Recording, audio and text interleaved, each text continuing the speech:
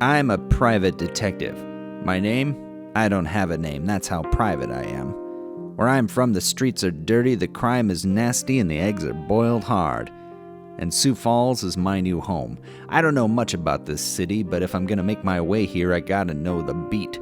So one Sunday morning, as my black coffee cleared away the cobwebs from a rough Saturday night, I find a telecast from Our Savior's Lutheran Church. I've never been a man of faith, but I learned a long time ago that if you want to find the dirt in a town, you follow the money. So as I get to know Sioux Falls, I think to myself, why not start with the local televangelists? I visit Our Savior's on Stewardship Sunday. Bingo! You see, that's the day pastors ask people to commit their gifts for another whole year. I've seen this scam before. I give you my scratch, you drive away in a hot new Mercedes. But what I found at Our Savior's was something I never expected. Sure, the pastors invited people to give, but they didn't try too hard to sweet-talk the faithful out of their hard-earned money. They were actually giving money away. Yeah, you heard that right. 50 smackers, one crisp slice of lettuce in a plain white envelope. The hang-up? People had to use the cash to do something good in the world. I gotta say, I don't like being baffled, but this baffled the wind right out of my sails. I needed to know more, so I stopped by unannounced during the week. The front desk lady, she says, "Let me see if a pastor's available." Classic stonewalling, just what I expect. But, to my surprise, there is a pastor available. In fact, it's the head honcho, the guy in the corner office, Pastor Randall Gehring. "What can I do for ya?" he says. I don't pull any punches. "I'm new to town, visited on Sunday. Saw you giving out envelopes of cash, $50 crisp inside. What's your game, pal?" "We don't have any game, friend. Why don't you wait to see what our people do with that money? Come back and find out. We're an open book."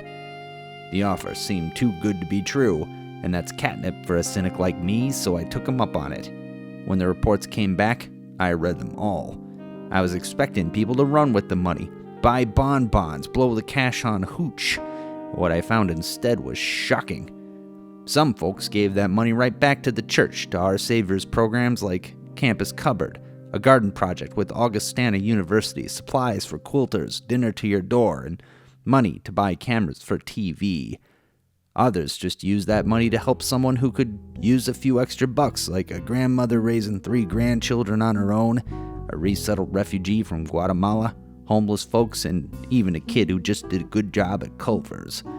Some folks gave the money to schools, like school counselors, or for laundry detergent and clothes for elementary schoolers, even a virtual field trip for a classroom of kids so they could learn about elephants. A few crazy people found ways to multiply that mustard seed dough.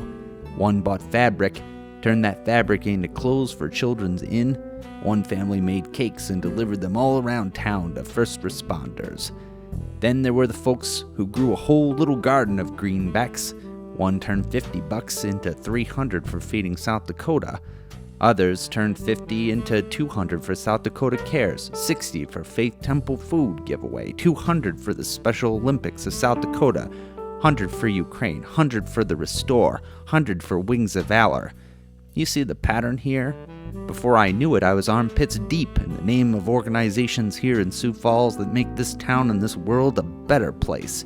Compass Center, Salvation Army, Children's Miracle Network, South Dakota Parkinson's Foundation, Furniture Mission, The Banquet, Call to Freedom, Bishop Dudley House, Ava's House, Ronald McDonald House, Safe Housing for Native Women and Victims of Human Trafficking. Listen here. In my years as a PI, I've stared into the seeping open wounds of our society. I've known the cheaters and the swindlers, and some of them were my best friends. I'm a cynical man. I don't want to be, but that's how the world made me. But here at Our Savior's Lutheran Church, I found people trying their best to let go, trust their God, and rise up to do something real. I went back to Randy tail between my legs. "What's the story, bub? What'd you find?" I told him what I read. I told him about the lady who wrote that this project gave her the chance to be a part of something she could not do alone, and another who wrote that this money was like a call from God. I took my time and listened, they wrote, and I heard.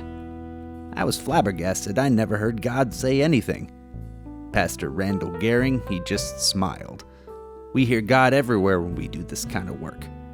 Is that so? I says. Why don't you see for yourself? Then he gave me an envelope, me, a godless heathen, a cynic, a newcomer. Now he says it's my turn to see how a gift can make a difference. I've never heard God speak to me before, but maybe it's time to start listening.